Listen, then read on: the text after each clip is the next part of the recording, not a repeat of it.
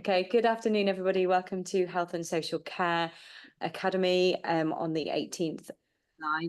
We've got quite a busy agenda today, and I'm pleased to see we've got officers here from Children's and Adult Social Services, and we've also got Julia Toy joining us as well from Powys Health Board. Without delaying things too much, because we've already had a little bit of a delay, I'm going to jump straight into the agenda.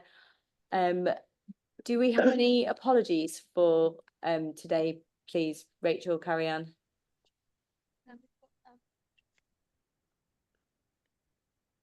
We have apologies from Nina Davis.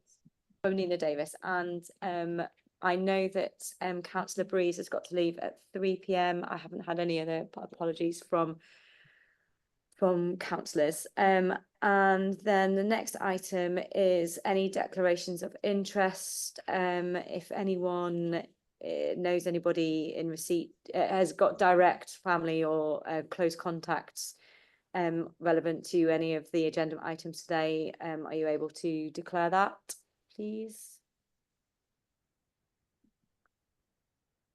I can't see any hands up on that, so I don't think we've got any declarations of interest. And disclosure of party whips, is anybody a party whip? Nope, can't see any items there. Okay, so have we actually, I don't think I've got the minutes as part of the agenda pack. I'll come back to item number 4. I'm going to move on to item number 5. The Health and Social Care Academy update. This is something that we asked for so that we kind of understand a little bit more about what the Health and Social Care Academy is. Julia, we've got quite a tight agenda, so I don't really want to spend too much more than 20 minutes if possible on this. But it would be helpful if you could, we've all read the paper, but it would be helpful if you could just give us an overview on how the Health Board and Powys County Council slot together and what the academy is and where it's going, if that's okay. And welcome to Scrutiny Committee. Oh, we can't hear you.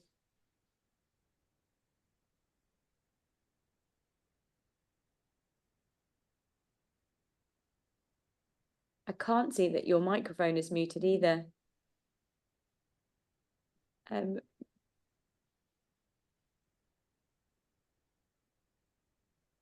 Can I just test with someone else? Chris, do you want to just test? Sorry to pick on you. I can't hear her at all. You can't hear Julia either? No. So can we, Rachel, carry on? Are you able to see immediately what the issue is?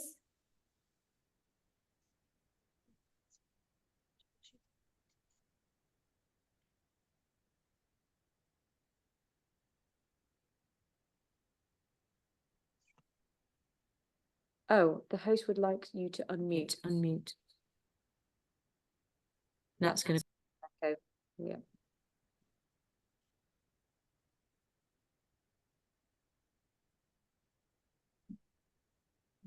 No, I still can't hear. No.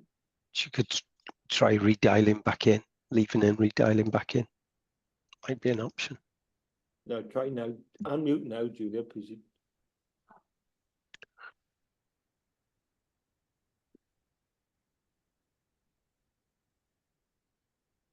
No, still can't hear. Gosh. Oh, sorry, Julia. I don't know what the issue is. Maybe we could go to a further agenda item and come back to see whether we can work it out.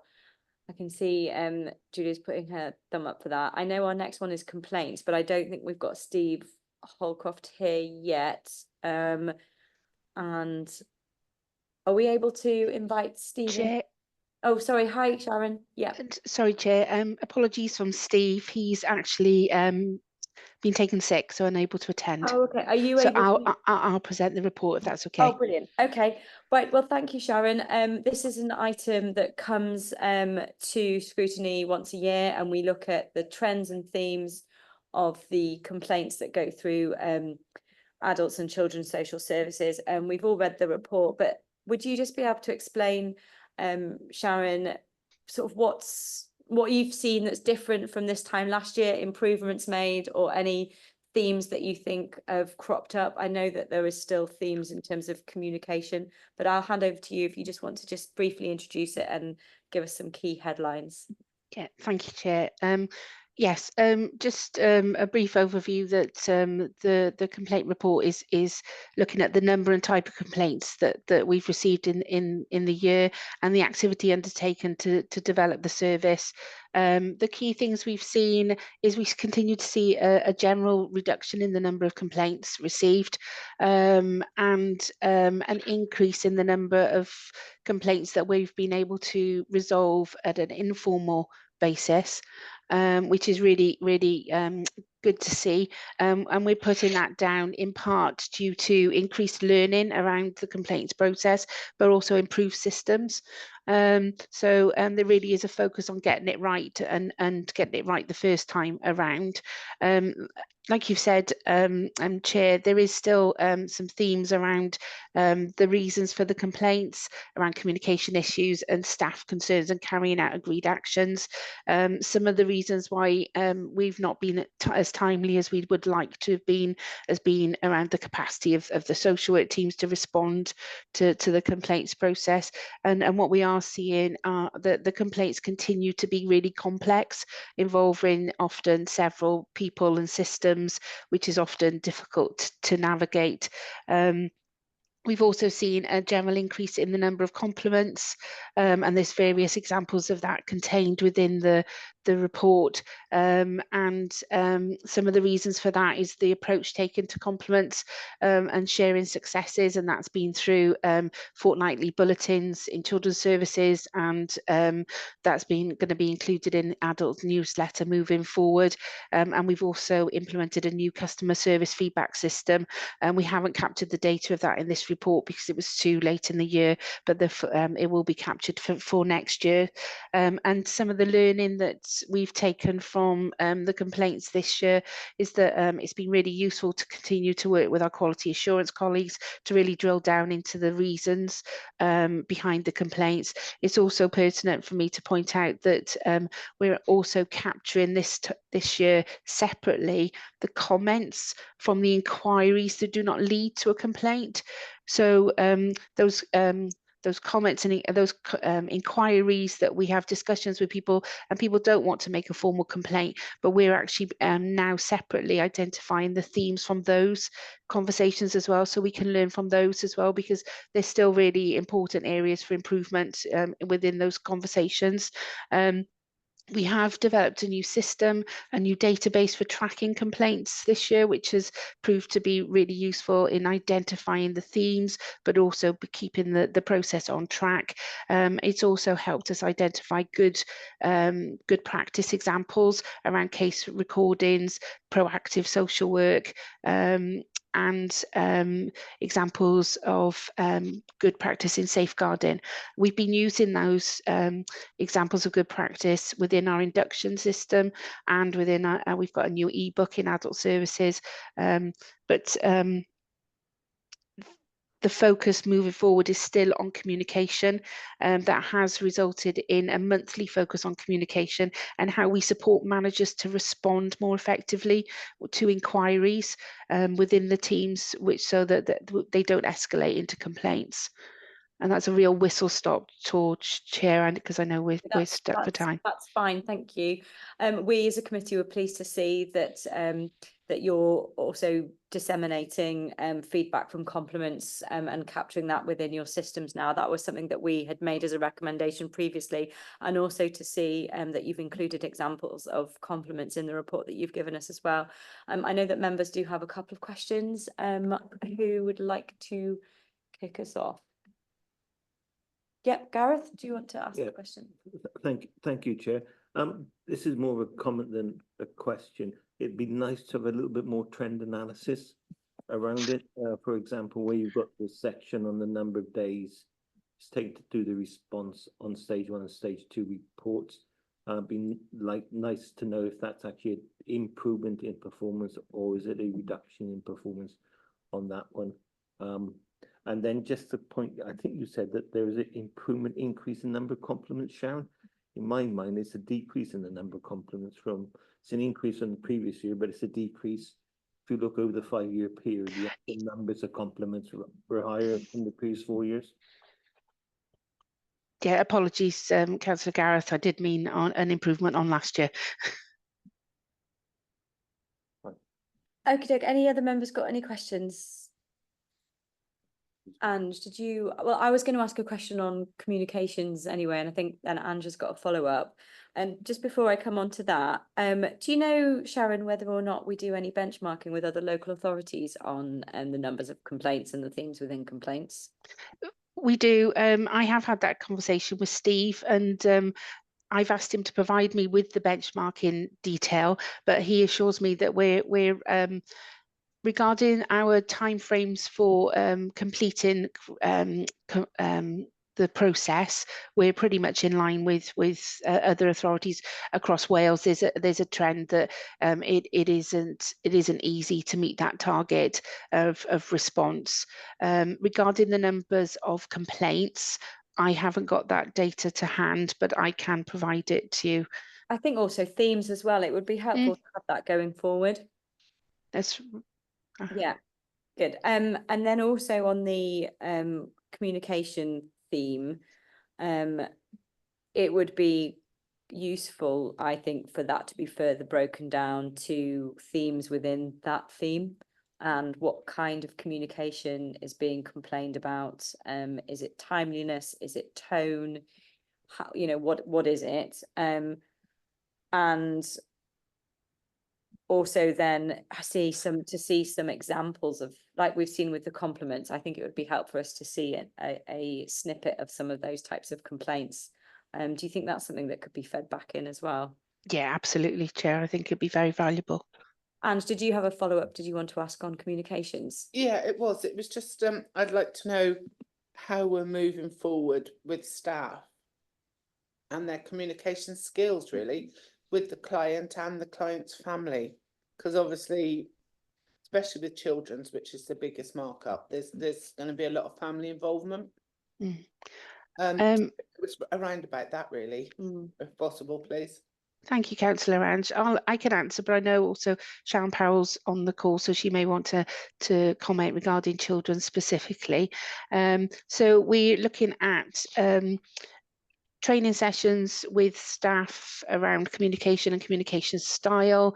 We've been looking at accessibility of information and how we feed back to people around processes and agreed actions. We've just designed a new letter from our assist team that will be feeding back outcomes from conversations that are had at the front door. So there's a range of things that we're doing with staff around, one around communication style, one around timeliness, and also around providing feedback. Thank you. Is that stuff we've already been doing already though, or are we trying to do something differently now? No, this is new. Okay, thank you for that clarification. Councillor Chris. Thank you, and thank you, Sharon, for the report. I think it's really helpful to have. A couple of questions from me. One is about the response time to some of the complaints. There's a table on page 13, and I'm just checking I'm reading it right. Are you saying that the target is 15 days, but it's taken us 22 days to respond to a first level complaint? And if you take it to stage 2, it seems to increase even further. Any explanation around this? Is that due to you know, shortness of staff or sickness? What's the rationale? Yeah, yes, Councillor Chris, you are reading that correct. That is the response times. And often the reason for the extended time in stage 2 is usually down to the complexity of the issues. It's around the investigating officer having to usually speak to a number of people involved in the process or in the complaint, and having to kind of correlate all that different types of information and drawing it into a conclusion. So usually usually it's around the complexity of the issues and the number of people involved, often across different departments. So the 25 working days as a target, is that then realistic based on that complexity?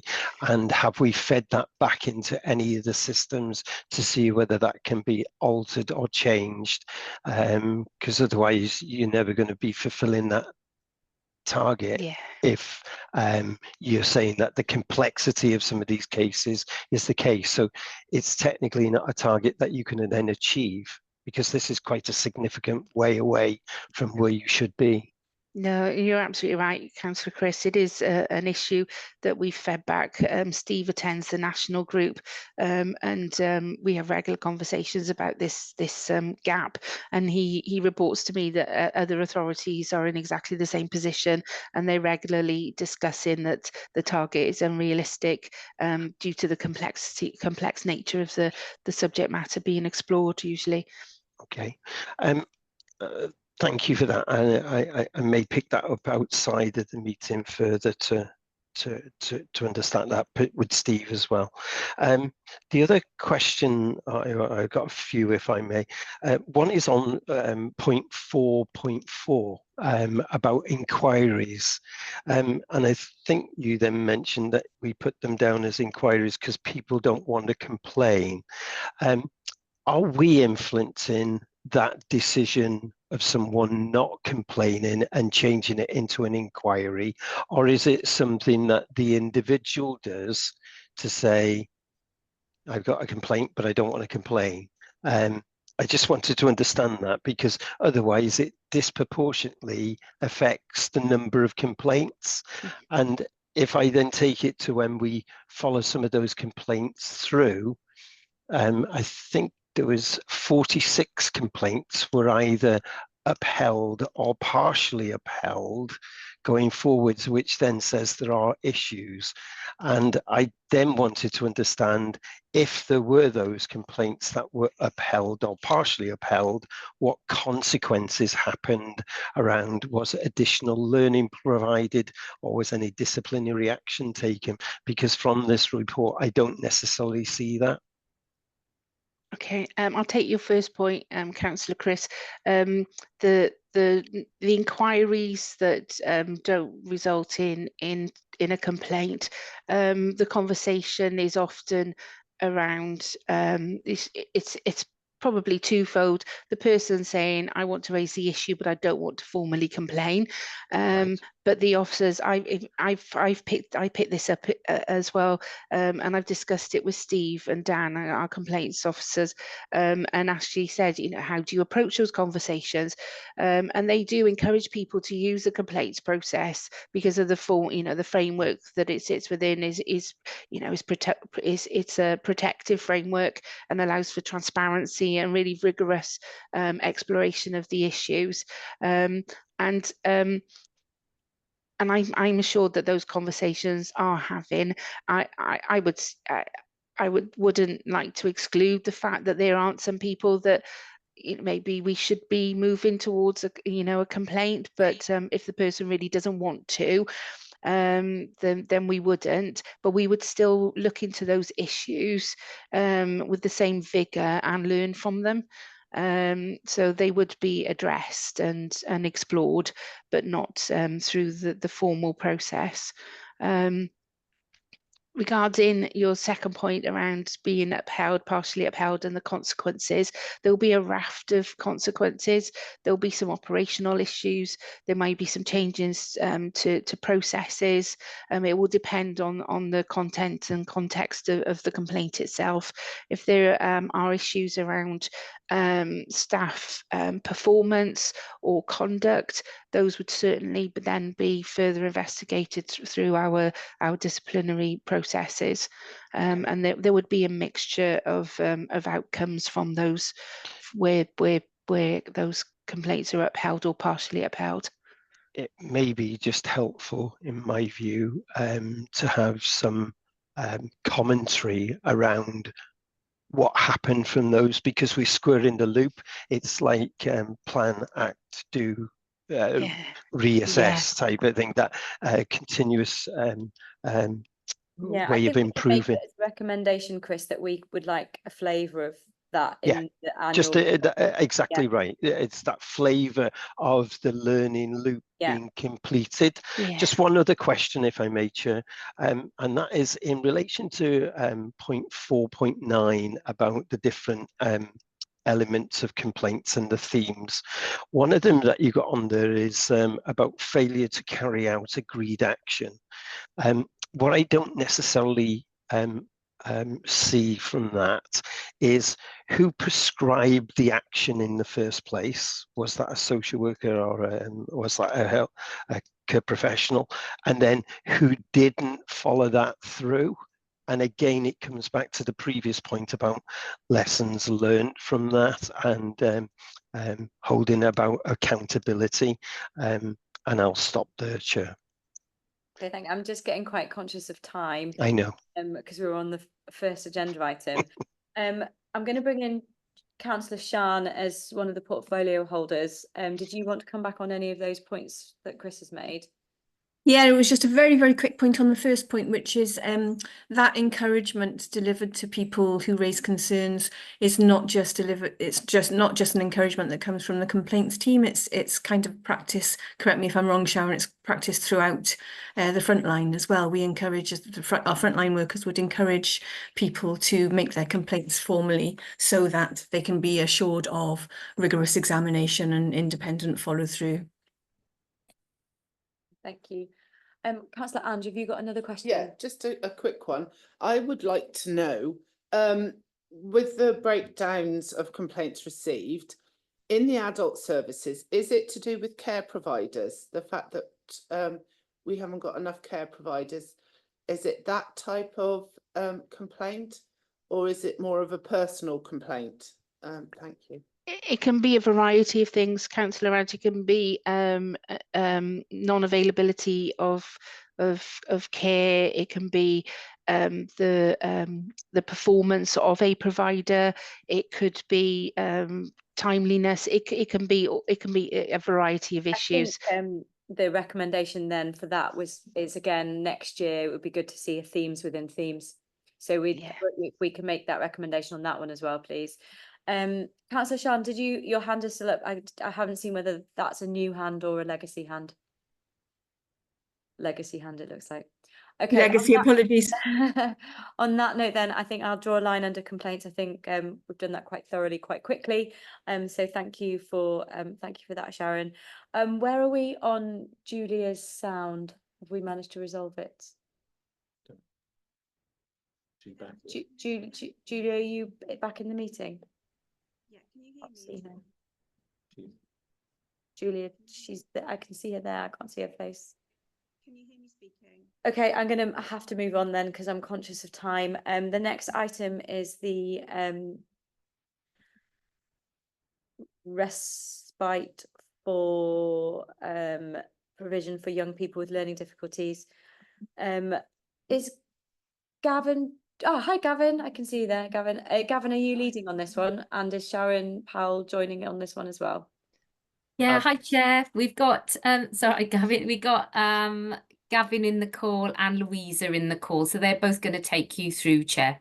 Brilliant. Just as a quick reason why this is on our agenda is we were quite picky when we were going through the budget, and we really wanted to know a bit more about the impact of and the flavour of what this was going to look like and how you're looking to transform this provision. So thank you for bringing this to scrutiny. It's really appreciated. And we are sort of fairly limited on time, so I'm going to try and keep it to 20 minutes. We've read the report, Gavin and Louisa, so thank you for that. But do you want to just give us your key headlines as to what you're looking at and how you see things changing within this part of the service? Yes, of course. Would you like us to go through the presentation? Would that be helpful? Yeah, I think just quickly, if you sort of just focus on the sort of key headlines, just to explain to anyone who's watching it what it is looking at doing, really. Fantastic. Louisa, would you mind sharing your screen? So I know you've got the presentation all ready to go. Yes, of course. And whilst you do that, kind of, I'll make a start anyway. From I think it's right that you guys raised some kind of concerns around this and kind of wanted to know a little bit more. I think there's a lot of worry around short breaks in itself, and in terms of myth busting, I think it's really important that we kind of put out there that short breaks isn't just a residential overnight stay for children who are really vulnerable with profound challenges and disabilities.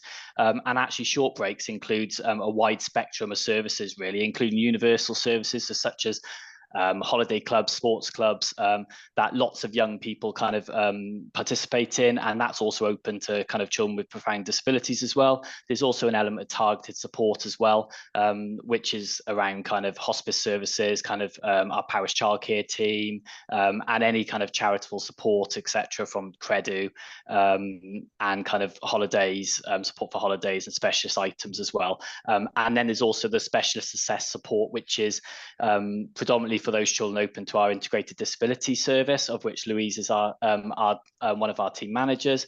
And we would be looking at kind of the use of direct payments, foster care, respite, and actually that then leads into kind of residential day support and overnight stays. One of the things that we've wanted to really develop is a residential day support, because sometimes an overnight stay isn't the right thing for that child to meet that need, and also for the family. And actually some residential day support is really beneficial, and actually it's costly, but it's more cost effective than an overnight stay, and sometimes there's a lot more outcomes for that child as well. So that's one aspect we've really wanted to focus on over the past kind of 6 months or so. How do we develop that? How do we work with a provider to kind of meet the identified need in a slightly different way, as well as the foster care respite as well. That's an underdeveloped, in my perspective, an underdeveloped resource or aspect of the care that we could offer, which is cost effective, but also allows a young person to be within a family setting and have that real kind of nurture within that, and that's something that's linked to our fostering business case as well, which you all cited on, and that's something we hope to develop, and we're really linked into that project as well, just to kind of make sure that this element of support is kind of included within that. Louisa, do you want to go on to the next page?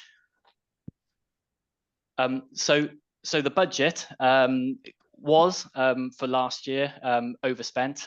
It was the spend was around 1.2 million, and in addition to that, we also had the budget around the Pecan project, which is the Powys Can project, which was a commissioned service via Action for Children. So this year, kind of our budget is on that bit, Gavin. I know I'm sorry Yeah. to answer Chris, but I think now's the right time to ask. Could you just explain what the Pecan is and what that stands for, and what that contract's for? Yeah, so Louise will be able to give a little bit more detail in terms of specifics, but Pecan means Powys Can, and it was a kind of commission service that Action for Children took on, and they provided one-to-one support for young people within the community with profound disabilities. Louisa, is there anything more specific you want to say around that to explain it? Yeah, they were able to put together some youth clubs and some other short focus services. They were somewhat quite a sort of tailored service, and when we went for sort of the recommissioning, the tender process, what they proposed was quite vastly different to what was already in place. And it was really clear that it wouldn't meet the needs of the children that were open to the integrated disability service. And this slide shows it wasn't value to the local authority either. Okay, thank you. I'll let you crack on with the presentation, but we may well have a comeback question on that side of things. Thank you. Yeah, of course. Chris, I think if we come back to the question on that, just if we let them. Yeah, sure. Thank you.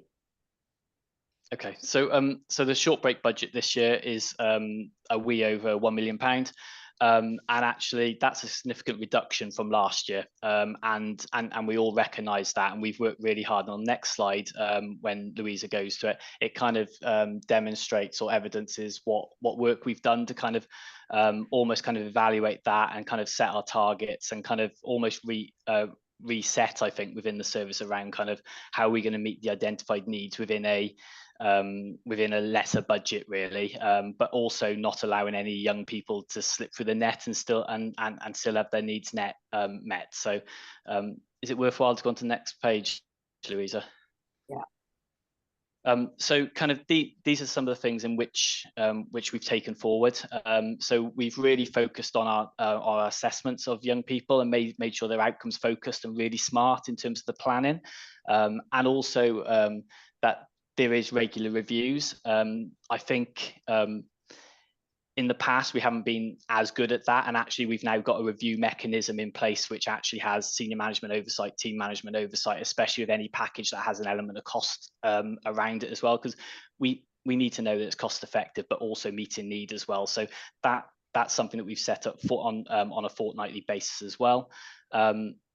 We've had a short breaks project going, which was really looking closely at the plans for children that especially have a residential respite element, but also direct payments. So we started off obviously looking at the ones with the higher cost packages, making sure that they're fit for purpose, and then reviewing them, and worked our way throughout the young people, really, and actually made sure that actually what we are providing is the right provision at the right level at the right time for that young person and their family. We're also reviewing, and we have continued to review, all children who have significant health needs as well, and actually do they meet the requirements of continuing care, and actually is there a conversation with our health colleagues around kind of whose responsibility, but who's the funding splits, etc., and making sure that we're kind of on top of that as well, to kind of make sure, one, we're cost effective, but two, again, the kind of service provided by the right organisation as well, with the right skills as well. We are projecting our children's needs and costings over the coming years as well. This is something that we have started, and I think this is a kind of a moving beast, really, and is likely to kind of change over the years, but it's really hard to kind of one of the things we're finding really difficult is how do you forecast a child's needs as they get older throughout different stages within their lives, depending on their disabilities as well. So I think that's a lot to do with kind of the family makeup, what support they already have as well, and kind of we try and bring in our health colleagues around that to try and understand that a little bit more. So we are trying to project it, but there are going to be, it's not going to be an accurate science really around that. We are being really creative, and Louise has got a really good example to kind of explain afterwards how we're being creative with kind of budgets, and how do we meet needs in a slightly different way. Linked to that, we're linked into the fostering business case, which I've mentioned before. I think that's a really crucial area for us, I think, within the disability arena, and actually how do we kind of support our fostering service to have that knowledge around short breaks, what does that need, and actually input into also the training of foster carers as well, as or identification of the right type of foster carers that might want to specialize within this area of work. We've reviewed our IDS criteria to make it more specific and hopefully more understandable as well, because it was really difficult previously. Yeah, and then over to you, Louisa. Thanks, Gavin. So I wanted to give you a case example of where we've been really outcome focused for a child, but we've also got best value for the local authority. So I wanted to talk to you about a teenage girl that we've worked with for many years. She has multiple diagnoses. She's highly limited in her ability to communicate herself, and she's heavily restricted physically. So she needs equipment to get around. She needs equipment for moving and handling, and equipment and a wet room for personal care. She's had multiple adaptations to her home, and it's not easy to provide respite for a child with this level of needs. And we do have a number of children with similar presentations. It was really tricky to find direct payment workers that could come in and support this young lady. And it was difficult to have that continuity of care. And this level of care for parents is really tiring. It's really exhausting for them. So we wanted to look at support for the child. We don't want children coming out of their homes. So what could we do? So we sat down and spoke with parents about what would work for them. Our parents live separately, so we developed a plan where this teenager could be supported in her home and to go out in the community. with the support of a care agency, and mum could have a break by mum coming out of the home and having a break in a hotel, and dad would come in to stay with his daughter in her adapted environment. And this it's still an expensive package of care, but it's much more cheaper and cost effective for the local authority than this child coming out of a home. And that would be really difficult for this child to understand coming out of a home, because her cognitive level of functioning is really limited. So this was a cost-effective option for the local authority, and this has worked really well for this family. It's worked so well that actually this mum doesn't need to come out of her home for a break, because she's getting the support in the home with her daughter there, and there's really good outcomes for her daughter. So we know this is working really, really well. So if we think about what we're going to be doing next to make sure that we're keeping on track, and to look at any other means that we need to provide for the children that we work with, we about to commence a project to consult with parents and stakeholders around the PCAN project, and where that goes next. What does that look like for children that we work with? There were 37 children that had been accessing support through Action for Children, and we've had support from our commissioning colleagues to reach out to these families, and we've looked really closely at each of these 37 children and families, and we've developed a different care plan for them. Some of this involves an increase with direct payments. For very few children, this means having care agency support. For 2 children, it means that we're looking at some of the residential daytime support. For some children, there was a natural progression to the case closing, and for a very few amount of children, they were accessing a short piece of intervention with Action for Children around a youth club that was coming to a natural end. So we're about to start this consultation process, and this will end in September of this year. And we're hoping we will develop a new pathway forward for support at the beginning of the tax year. So there's the things that we're doing to sort of monitor how we're progressing, and to keep this positive trajectory going of outcome focused work and best value for the local authority. We've had our short breaks project team. We've reviewed our disability service triage, and we've brought in a new funding panel, which is attended by senior manager, so that we're looking at every child's package every 6 to 7 months as a minimum at that panel. And this has meant that we're reviewing much more regularly and in line with our policy and the law. We're continuing to project need and best value alongside transition planning into adults. We're starting to link up with adult services, particularly around mental health pathways for children, but we've already got that in place for children with a disability diagnosis. You've already heard from Gavin around the foster care respite, which we're hoping can be built upon. And we've also had a project to look at the re-registration of the Camless Children's Home in the Brecon area. So, as Gavin also mentioned earlier, there are lots of unknowns. There's lots of variables that can be really tricky in this area. We do have children that move into the county that have profound disabilities. If that child needs quite a large package of support and respite, that could cost anything between £10,000 and £50,000 a year. So it's a lot of money. We have seen an increase in children moving into the area in the past 12 months. We don't have a specific pattern around why this is, but we do continue to monitor that. We do know that medical care is better in this modern era, and children being born with health needs or disabilities are living for longer, and they have a better quality of life. We know that a child's presentation can change when they hit puberty. They become bigger, they become stronger, and the hormones do affect their presentation. And this can be particularly tricky with children that have a profound autism diagnosis, which is the majority of the children that sit under our team. We know that there can be uplifts in care costs annually, and we know that there can be increases to the living wage. So we've also had that to deal with this year. So that direct payment cost has gone up by over £1, and that does put a large cost onto the local authority. We've also got the new government talking about the genuine living wage, and again, we're expecting at some point that there's going to be an uplift there. And questions?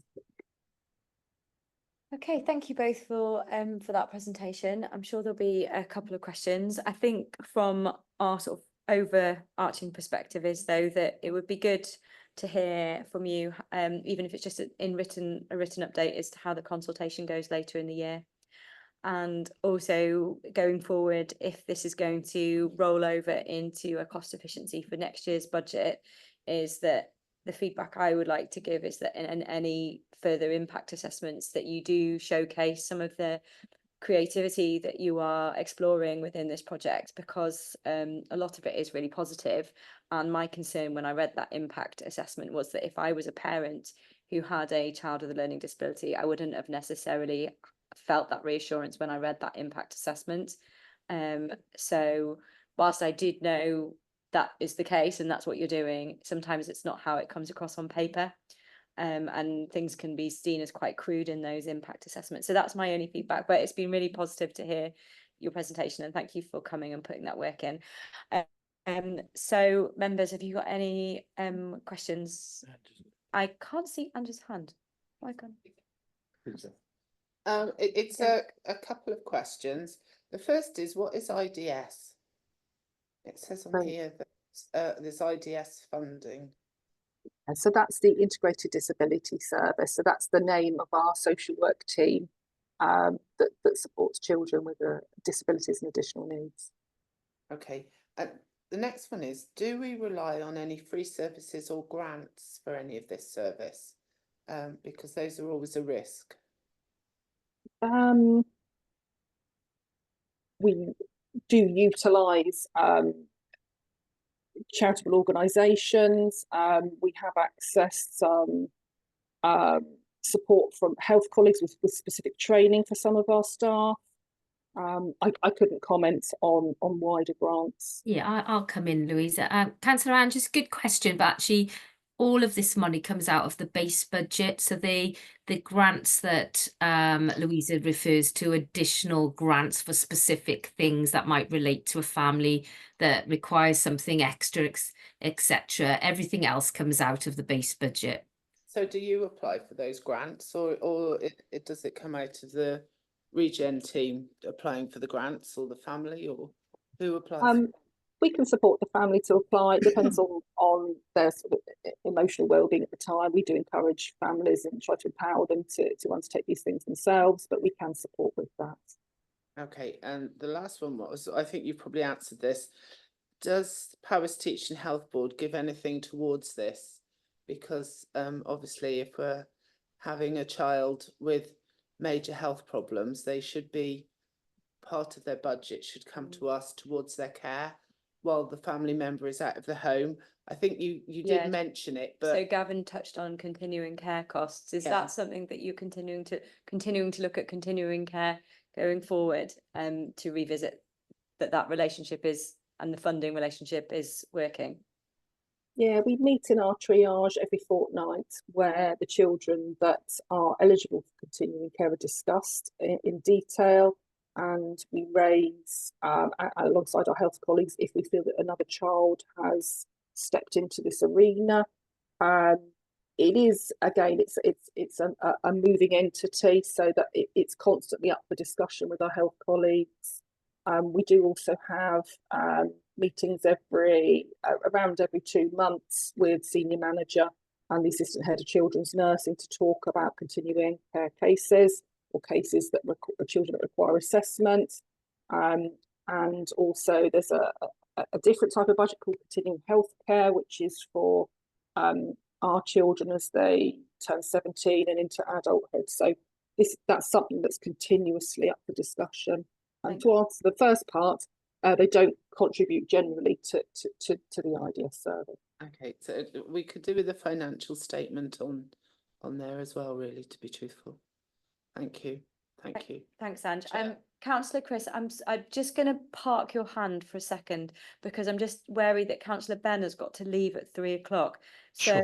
I'm going to just let Councillor Ben come in with his question first, if that's okay, please. Ben? You're on mute. You're still on mute. Are we able to unmute Ben for him? I can do it.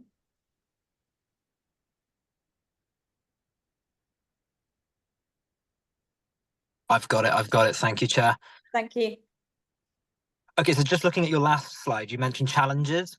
So you're seeing an increase over the past 12 months of children moving in from out of county with disabilities. I'd quite like to see like a graph if we can get like a trend of data from the previous few years, and so we can kind of get an inkling of where things are going. Is that something we could look at? I think it is something we could look at. It's a very small number of children, but as I went on to mention, you know, the cost impact of that is really can be really quite significant. So that's certainly something we can look at that, trying to gather for you. I think it would be good for us to understand if there's any themes there really, or whether it's just because Paris is such a nice place to live, or is it specific areas? Yeah, that. Yeah, we can look at that, Chair, if you want. If you want to look at the cost analysis for those particular, we'd have to be mindful if there is a small number, but we can certainly go away and look at that data and look at that cost implication. That's not a problem at all, and maybe bring that back after the consultation period in the autumn, if that's helpful. And I think we don't necessarily need an in-person meeting for this kind of stuff. It would be helpful to have it just in writing. Gavin, did you want to come back on that point? Yeah, I just wanted to come back. In terms of that, it'd be really useful to do that exercise, and we can link up with our education colleagues as well, because I know that increases pressure in terms of their kind of availability, etc. So I think it's really useful bit of work for us to do with our education colleagues. Yeah, thank you. Thanks, Ben, for the question. Any other questions? Sorry, just to follow up to that, Amanda. So does that include the unaccompanied child refugees coming in as well? Because I know, you know, a lot don't speak English. They've got issues from coming where they're coming from, whether that be mental or injuries from war zones. Obviously, that's a big cost as well. Is that included in this figure? No, No, it's not. Councillor, sorry, Louis, shall I answer that? No, Councillor Breeze, that's a different cohort of young people. If there was an unaccompanied asylum seeking child that had a profound disability that arrived in the UK, that might meet the eligibility criteria for the integrated disability service. But if not, that cohort of young people sit within our corporate parenting service. So it's a different team than what Louisa is managing.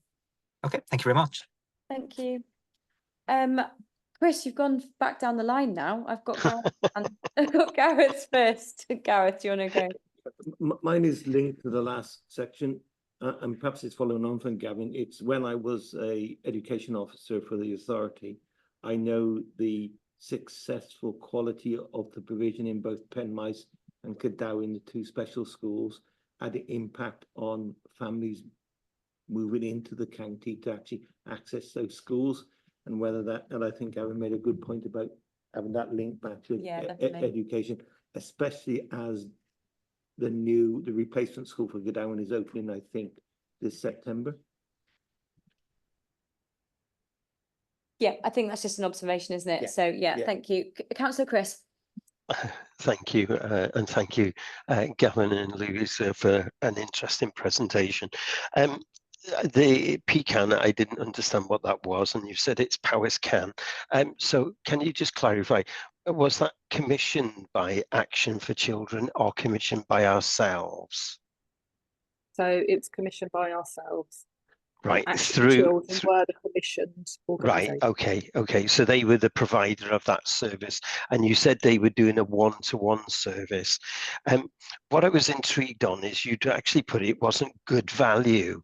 So were you saying that the past one-to-one provision that was being provided to those 37 families wasn't good value? So how long had that contract been in place, and what scrutiny of that contract had gone on during that contractual period of time? So it wasn't the previous action for children support that wasn't considered good value. It was the new proposal. Okay. It was a very different model, and when that the other tenders were looked at, it was very much felt that there wasn't a good value model that would fit within the needs of the children that were open to the integrated disability service, which is on general about 200 children. Okay. Okay. So it was about the future planning, not okay. the past. I mean, that's helpful then, because that's a reassurance to me, in the sense of that the previous package of CARES that were being delivered were up to on there, and that was being assessed on it.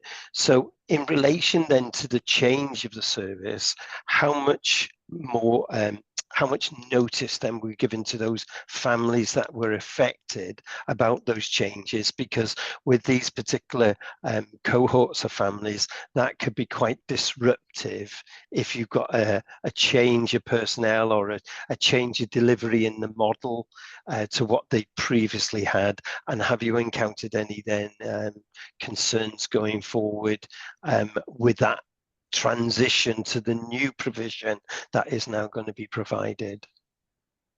For reasons that I'm not too sure of, there was quite a protracted period around the consultation. I think there was a short amount of delay in that, and the families were aware that this was a commission service and that there are periodic changes when contracts are up for renewal. The families were aware of that. We certainly had a separate project around that was running for around 4 or 5 months before the tender process. We worked really closely with the commissioning team. Every family was spoken to over the phone. There were letters that went out, and certainly the social work team spoke with the families. So assessments were able to be undertaken in advance of the change of that service, an ultimate cessation of that service. So we were able to look at those plans for the children and on the whole make changes prior to that ceasing. This was obviously understandably a difficult period and a worrying period for families. However, we were able to put plans in place to support those children and families. I don't want to minimise the difficulty for families around that, but ultimately there have been probably 4 children, 2 siblings, where it has been a bit more tricky. But within so that one of the first screens that we showed you in our presentation talked about short breaks and the steps up of support that build up as that level of need can change and that intensity of need can change. So we do have next steps of provision that we can look at if we're finding it problematic at a particular level. So we have been able to look at that. And one key part that we have been developing over the past several months is that day residential support. And so that is what has been put in place for those 4 children, where it's been a bit more tricky to identify a personal assistant through a direct payment. Okay. Thank you. Okay. I'm That's really helpful. Thank you. Really conscious of time. And so Sharon, is there something you want to just add to wrap this up, please? Yeah, just to add really, and from that budget perspective, you could see that our budget was going up and up and up in terms of being overspent. So we just really wanted to take hold of that and look at the service as a whole, look at what is working well, look at what we were worried about, and look at those next steps. So as Louisa said, there's been a project that's been looking over the last 12 months at all those kind of interconnecting bits of the jigsaw in terms of getting us to this place. So it hasn't been a decision that's been taken in isolation. It's about looking at the best needs and best value for money for each individual child within that part of the service.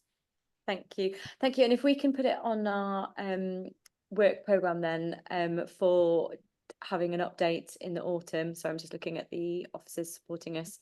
And then we can make sure that we capture what's been said today. And thank you, Gavin and Louisa and Sharon for bringing this to Scrutiny today. Julia, have we resolved the sound issues? I can't see Julia now. Hear me now. Oh, can we hear me? Yeah, I can hear you, but I can't see you. But is it you've dialed in? I've dialed in by telephone. I do apologise for the issues I've experienced this afternoon. Thank you for your patience.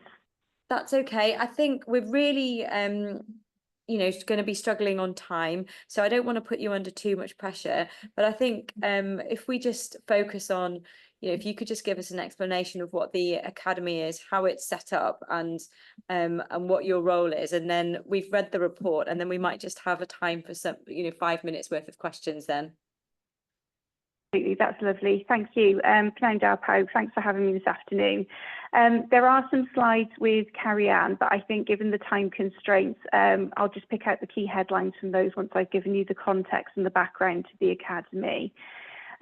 So the Workforce Futures Partnership was established as enabler to the Health and Care Strategy. And the Healthcare and Social Care Academy is one of the key pieces of work sitting under the Workforce Futures Partnership. The partnership is co-chaired by Nina Davis and Deborah Wood-Lawson from Powys Teaching Health Board, and it obviously involves the local authority, the health board and third sector partners right across Powys. So the main thrust of the question in the paper was around how we work with schools and colleges and those learners to apprenticeships and growing our own future workforce routes in Powys. That work stemmed from a pilot project which was undertaken with 2 secondary schools, 6th forms in the 22-23 academic year. And what we learned through that very small pilot is that the learners who were undertaking health and social care course really valued the practical skills sessions and interaction with professionals with a variety of roles.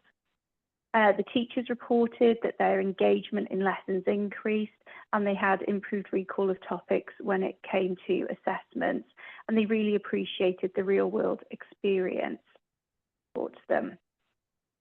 So in the 2023-24 academic year, we scaled up that pilot to really learn what that could look like on a whole school approach for secondary age learners. And so we created our Academy Careers Education Enterprise Scheme. Our aim was to not pilot it, but to experiment with the approach and understand what worked and what didn't with 4 schools in this academic year. There was huge appetite for the work, and 10 schools engaged with us, 10 mainstream schools, plus 3 ALN settings and NPTC colleges in Newtown and Brecon. So we designed a phased approach to give age-appropriate information about what is health and social care, the types of careers available in Powys, and routes into the sector for years 7 to 13. So that's first year of high school right up to upper 6 if you're my age or older. We delivered that bilingually in dual stream schools, so there was an equal Welsh medium offer. As I said earlier, we reached 10 secondaries, 3 ALN secondary schools and the 2 college campuses, which meant that we engaged with just over 3,800 learners this year.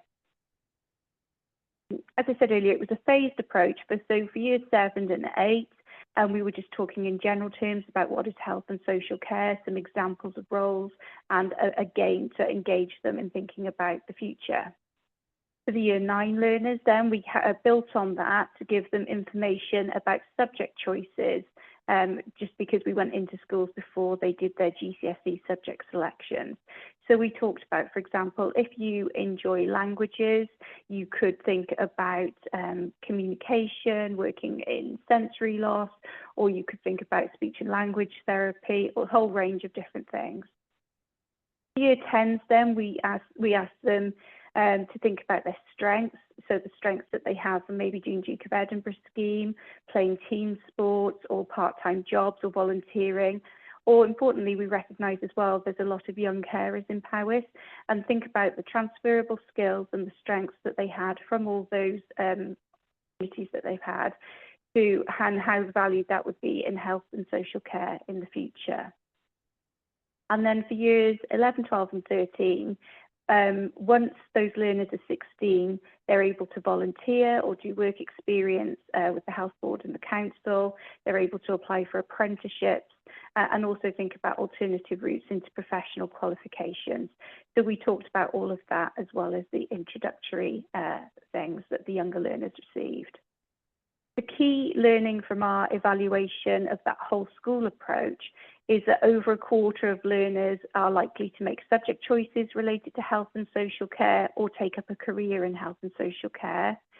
Over a quarter felt motivated about spending more time with the academy and the team in the future, and almost a third expressed an interest in finding out more about the careers available in Powys.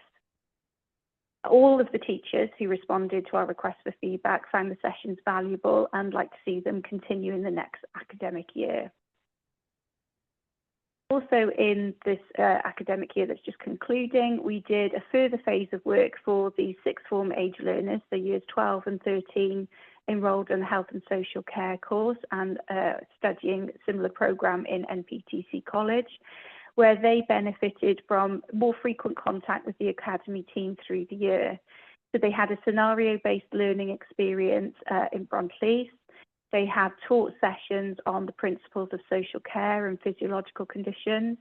They had practical skills experience and a careers festival, and that gave them the opportunity to meet with and question a variety of professionals from across health and social care in Powys about their roles. The evaluation of that work was also interesting. 90% of the learners reaffirmed they would be interested in finding out more about health and social care. 5% of the learners were motivated to spend time with the academy in the future.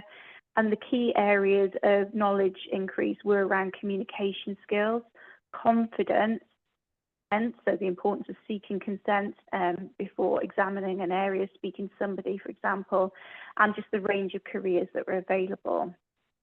79 of the 96 learners who attended our Careers Festival signed up to receive a new quarterly academy newsletter so that we can keep in touch with them and share opportunities over time. And there were also learners who were interested in taking up volunteering roles. Teacher feedback was just how much they valued the process and how the academy team had provided an experience that teachers would not be able to replicate in the classroom. 3 really great examples from the pilot and this year of individual learners who are going to go on into health and social care as a result of their engagement with the academy. One who took on the role of social worker during their scenario-based learning experience, and that absolutely confirmed to them that they want to be a social worker. They've gone off, they've got a part-time job in a sheltered accommodation in North Powys and have already been in talks with colleagues in the council about joining the Grow Your Own scheme for the next year.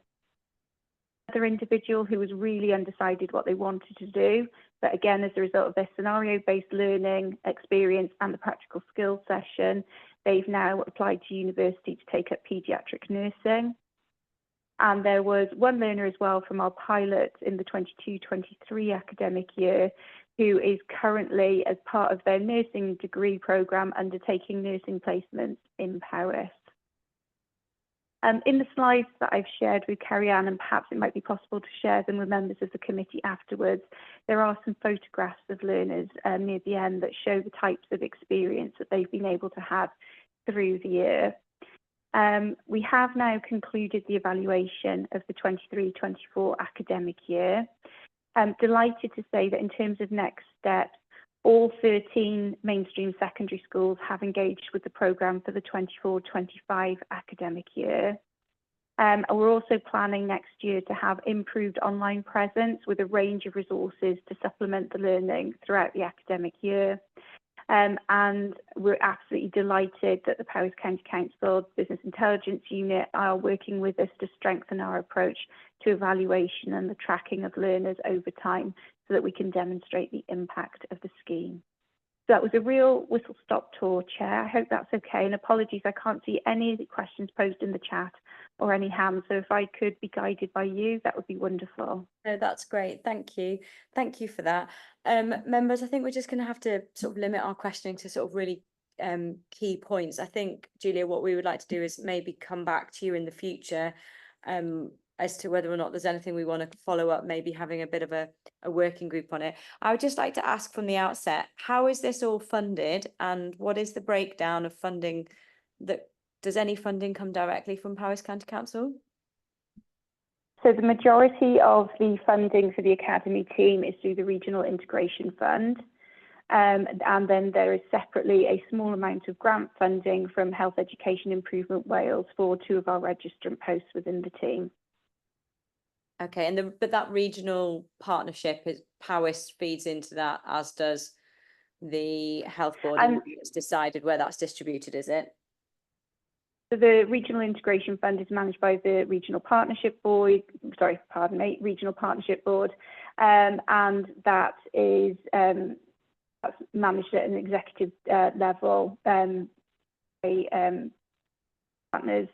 Sorry, I've lost my train of thought. What I was going to say is also there's in-kind contributions to the partnership working in terms of officer time, you know, sort of contributing to check and challenge over the products. For example, with the work we do with schools, we sense check what we're going to be doing with the schools with officers in education or social care to make sure that it is robust and we've got that quality assurance process in place around before we go out to the schools and engage with the learners. Thank you. Thank you. Councillor Ange. They're both short. Do we give any bursaries out to anybody that wants to do a degree that is going to be coming to work for us? That might be something we need to consider if we want these children. You know, £9,000 to start with for university fees for a lot of people was quite a lot of money, and you've got living costs on top. And I looked at University of Wales's degree in social care, and they advise 5 counties to go to do your either volunteering or your I can't remember what it's called, during your course when you have to go out and do Like placements, that's the word I'm looking for. And we're not on it, and I wondered why we weren't on it, because I think it would be a good idea for us to have a word with them about being on it, to come into us to get people to work. Julia, those points that you can answer? Just with regards to bursaries, obviously the role of the academy is here to sort of raise the profile of health and social care careers and signpost learners to the partner organisations who take care of the recruitment and payment of the individuals who they employ. So in terms of bursaries, it will depend very much on the offer of the local authority in social care and the health board at that time as to what's available. And obviously given change year on year, I'm not in a position at this time to give a definitive answer on that. I didn't quite catch which educational establishment you referenced at the beginning of your question. Apologies, it's my phone line.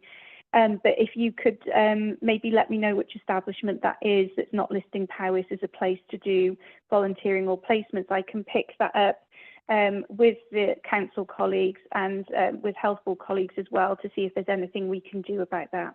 Thank you, Julia. It's the University of Wales in Cardiff. Okay, brilliant. Thank you. Thank you. Members, any other questions? Chris. I'll save questions because they're not appropriate now, following that explanation from Julia, which was really interesting.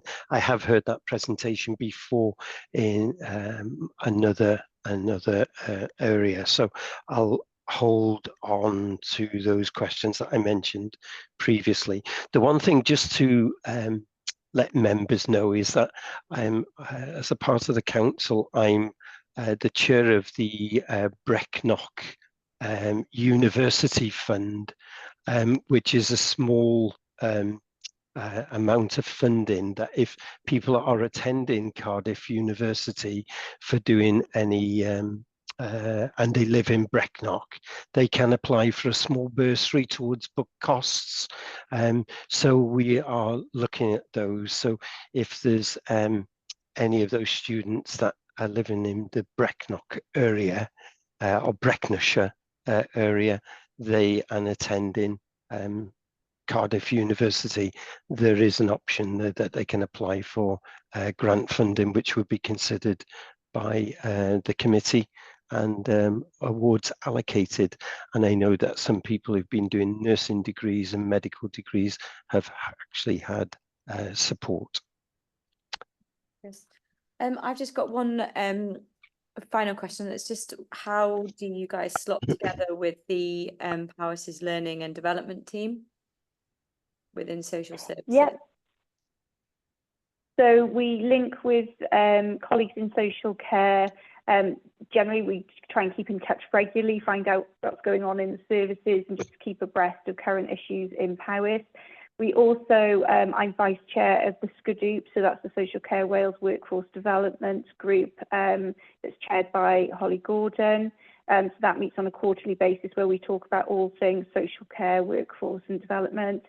And then we have, under the Workforce Futures programme, we have a number of theme coordinating groups that drive forward different elements of the programme in addition to the work with schools and colleges. And so we have local authority colleagues from OD, Learning and Development, as part of those groups as appropriate.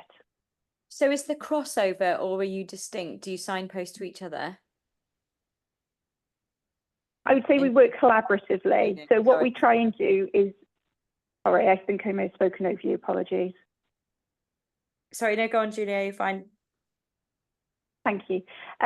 So what we do is we work collaboratively. So there's obviously a certain basket of items, if we call it that each of the sovereign bodies are responsible for doing. And the Academy is here to add value, certainly not to duplicate. So it's about exploring through the Workforce Futures programme what we can do together that adds value, and try and, you know, find shared solutions to our shared workforce challenges with. Okay, thank you. I think that that's the end of our questioning on that. So thank you, Julia, and sorry about the technical difficulties you've been having.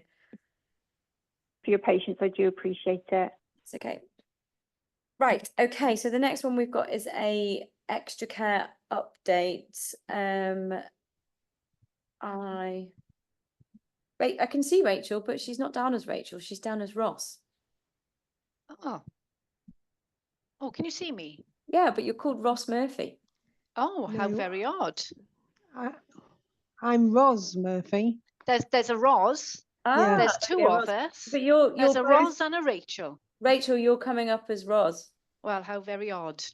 I hope that won't impact on the presentation. I'm assuming it won't, but I don't understand that at all.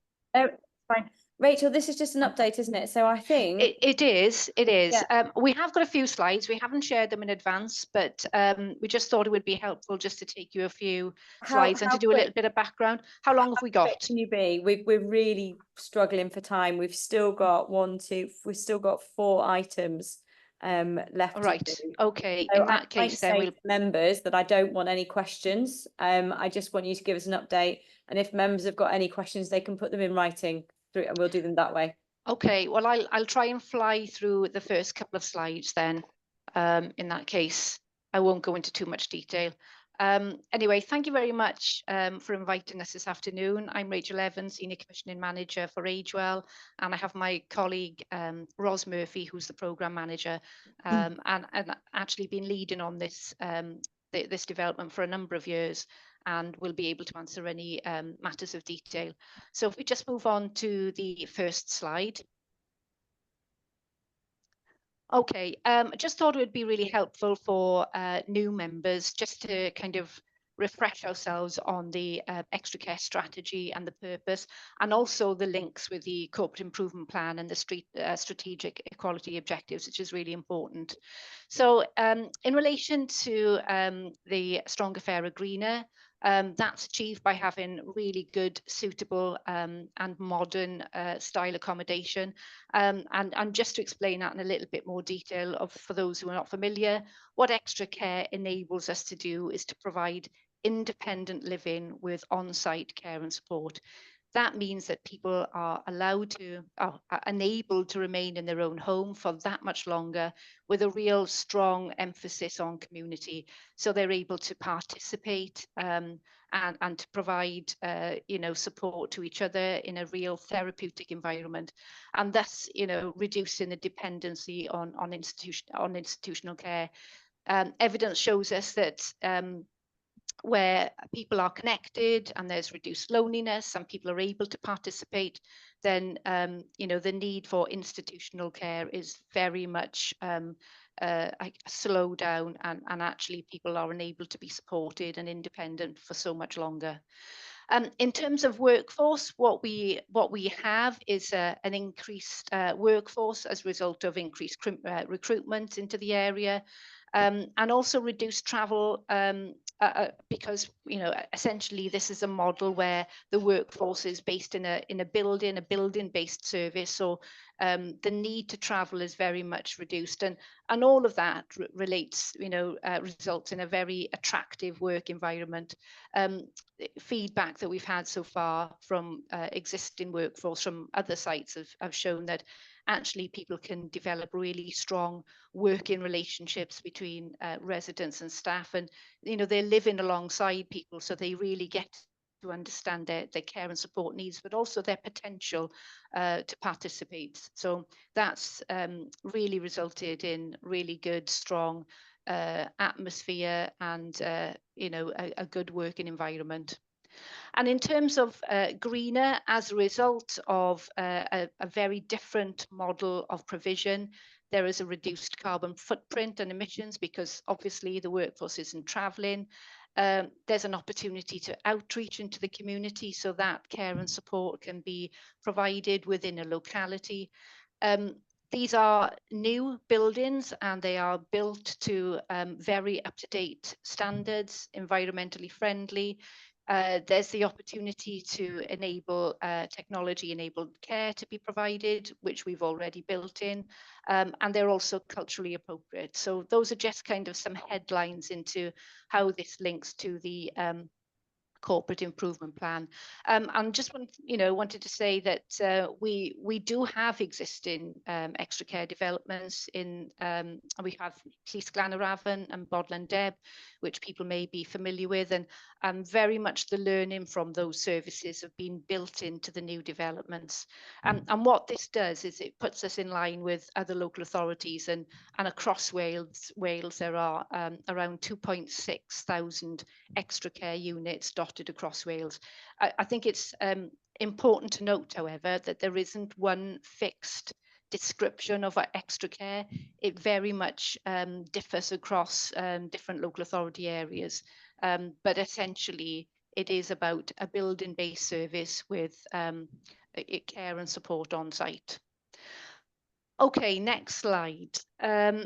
Okay, just a very, very brief background around the history. So this is built upon a market position statement, which was undertaken in 2018. We have worked very, very hard over recent months to refresh that statement because it's really important to assure ourselves that the data and the trajectory around the demand for extra care is still in place, and that we've got a strong evidence base. So we have an updated market position statement. It is finalised, it is in draft, so it's not been published, but the information from that is very much showing that there continues to be a demand. Extra care has been highlighted, as I said, specifically in terms of high demand around the Brecon and Welshpool areas, and that's exactly where we've focused our developments, and I can update you in further on in the presentation. And just to give you a little bit of context, a Cabinet report went to Cabinet in May of 2019, which very much provided the mandate and authority to develop 5 new extra care schemes across Powys.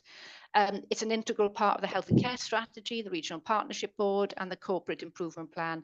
And one of the key things I need to also highlight is that we have other strategic projects currently in train, and that's the review of the Powys owned care homes and the review of daytime opportunities. So this development in terms of extra care and a strategy is not sitting in isolation. It's very much linked with those other pieces of work, because they are so interlinked. So we're very much seeing that as a whole system approach. Okay, thank you. Next slide. Okay, just again, a little bit of an overview around the model itself. So very, very high level. In a nutshell, the model is that the residents, social services pay for the care and support, and that's in the form of a commissioned service. And the residents actually pay then the accommodation costs, and that's in the form of ordinary rent and service charge. So that's the very clear distinction between this model and a residential care service. There's a very clear allocation criteria which prioritises Powys residents. So the allocation criteria is fourfold essentially. It's based on people in the locality, the wider region, then Powys wider, and if there is, if we've absolutely exhausted that there's no demand, then we would be exploring out of county referrals. But so far, and in relation to all our existing provision and the new services coming online, we clearly have a high level of demand, and we've been able to allocate to the new service in Newydd Maldwyn, which I'll come on to in a bit. Rachel, I'm really sorry to do this, but I can see that you're on slide 4 of 19, and a lot of this is information that we can potentially read to sort of fill in any knowledge gaps we've got as a committee, but a lot of it is background that many of us already are aware of. So that's can we jump to we'll just go to the update over the last sort of like 6 months, please? Yeah, I'll just go, if we can just 3 go items. on to Welsh Pool. Okay, Yeah. so this is the crux. Just to give you a brief update then on where we are with Welsh Pool. As you're aware, it's based on a model of 66 apartments.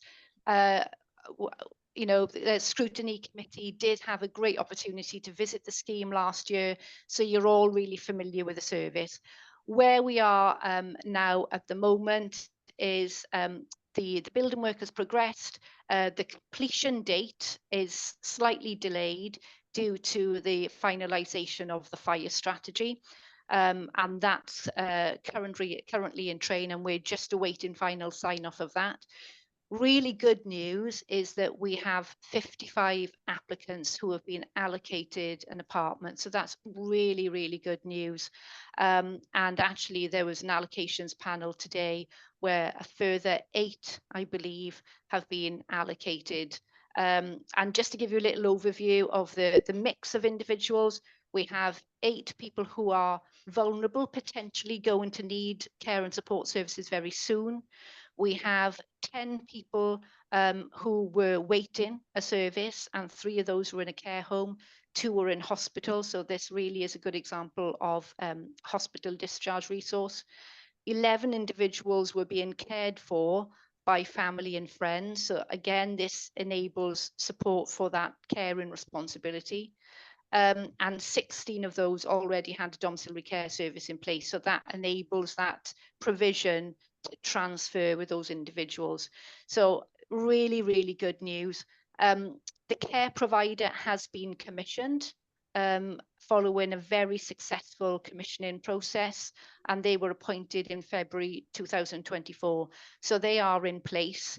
What we're doing at the moment is, as they are slowly starting to recruit any individual who will potentially move into Newydd Maldwyn, who currently or will need domiciliary care, they can be supported by this new provider. So that provides a real seamless transition into this new service. So that's really, really good news.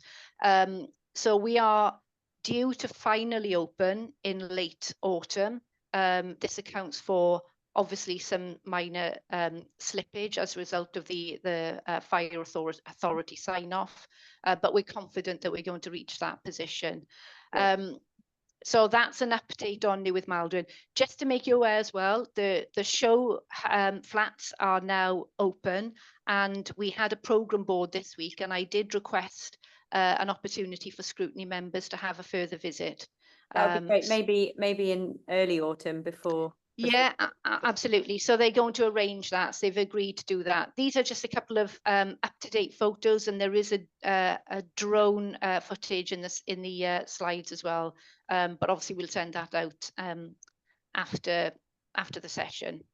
Brilliant. That's looking great. Okay, and then so that's Newydd Maldwyn. Moving on to Pontair and Ystrad. As we're aware, this is a pobl-owned existing sheltered housing provision. So that's a combination of new build and renovation. Ultimately, when that's complete, that will provide 41 units of extra care provision, 10 of which will be newly built, a newly built extension. This has seen significant delays, and the reason for that is as a result of the original building contractor going into liquidation. However, phase 1 is nearing completion, and that's really, really good news.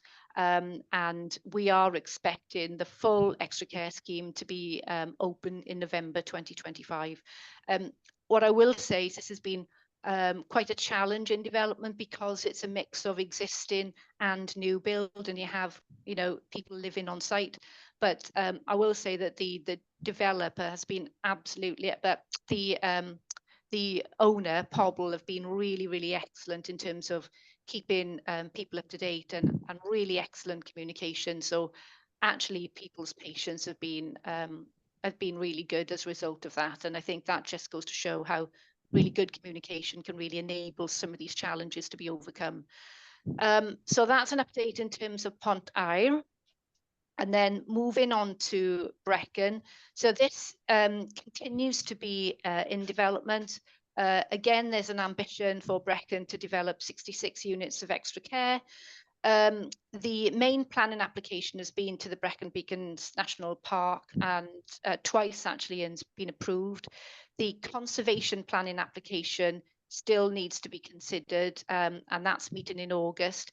And all of the planning is subject to a potential Welsh Government consideration in terms of whether they will call it in. The deadline for the call-in was the 17th of June, but that 17th of July, sorry, but that has now been extended to the 26th. So we may see that may be called in, but we'll have to respond to that in due course.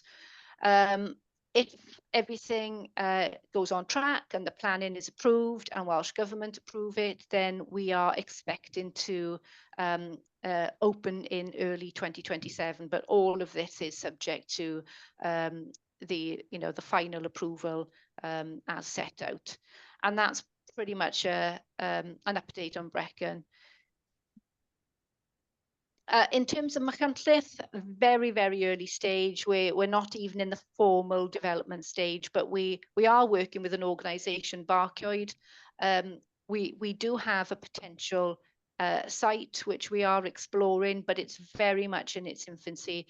We are now re-establishing the programme meetings to take that forward, but again, very, very early stages.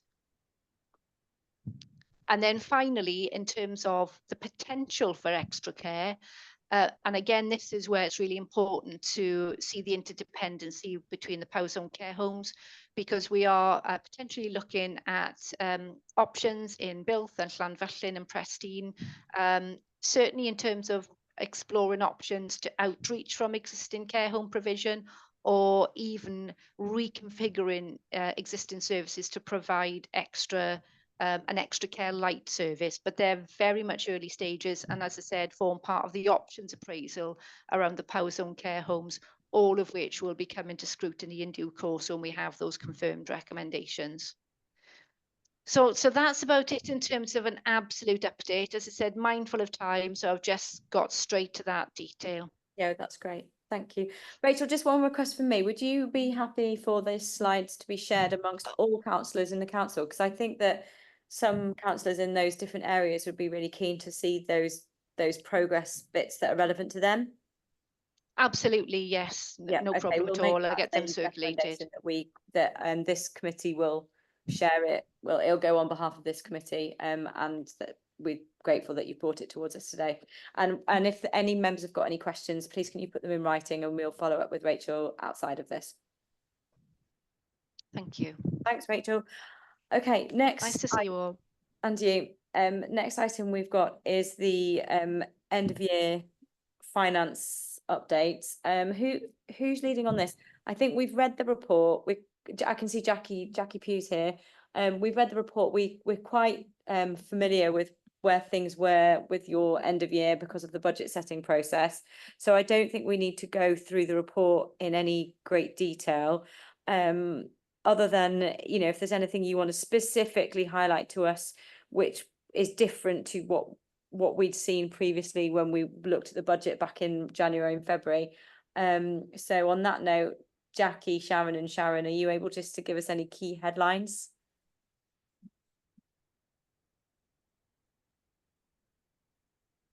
I'm not sure if Jackie's there. I am Hello, here. Jackie.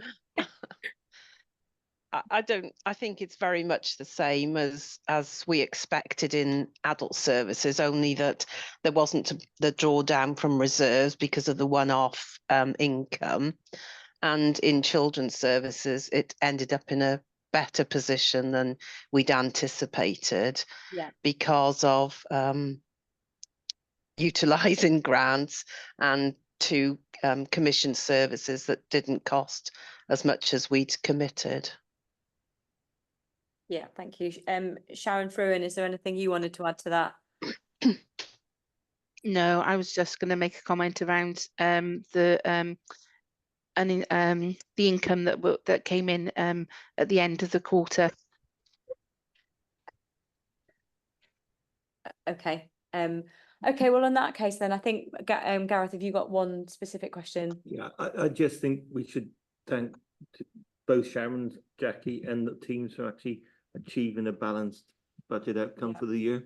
A really good achievement, I think. The only question I've got is to Sharon Powell, and it's about the unachieved savings on the placements, and how confident are you that the reassessed figure can be achieved in this financial year? Yeah, it is a challenge, and it's a challenge based on evidence over the last 2 years, really, where there's been an increase in demand, and the cost of that demand, the trajectory is going up and up and up and up. But now that we've got our new fostering framework agreed, which I'm really pleased about, that will definitely assist us in terms of developing that new fostering framework and enabling us to build those foster carers. But it is something that I monitor month on month, in terms of the demand of placements that are required and the cost of those placements increasing. So at this point, there is a level of assurance, but it's something that we need to closely monitor, because it is something that can tip quite easily depending on the demand that's required at any given time, which often is unpredictable. Okay, thank you. Anything else, Gareth? No, I think I would just like to ask for Q1 then for this year. Can you, I don't think we need to go into it in detail unless there's any issues that have arisen where cost efficiencies are already veering off where they need to be, or unforeseen pressures that you didn't anticipate from last year's budget. If there's not, then I would be quite happy for the Q1 outturn to just go straight into our teams area for us to review, and then for us to look at Q2 more fully, if that's okay. Yeah, both nodding. Great. Brilliant. Tick. We've got just the last item then, I think, which is that it? I haven't missed anything, have I? No, work programme. I'm going to park. I'm going to park the work programme, because I think I need to sit down with officers now that we've had a bit of a rejiggle and work out what we've got coming up. So I'm going to park the work programme. So the last item is in confidential session. Before we move to go into confidential session, Sharon, Powell, do you want to just explain briefly why this is confidential? Yes, thank you, Chair. So this is confidential because you could actually, it's a very small cohort of young people in which we will be discussing the session around, and therefore there could be identification of individual children within the conversations. Okay, great. Okay, well, before I move to do that, because I think we need to propose and second it, any officers who don't need to stay for this. And also I can see Councillor Sandra, Councillor Sandra, sorry, you're here for this. Councillor Shan, as portfolio holder, you might not want to stay for this last item because it's on children's. So just to thank you for joining Scrutiny today, and please feel free to leave once we go into private. And on that note, members, could I have someone who is happy to propose that we go into, thanks Councillor Ange, and someone who's thanks Councillor Deb, that we go into private session. And so I've got a proposer and seconder, and on that note, could we please end the live webinar?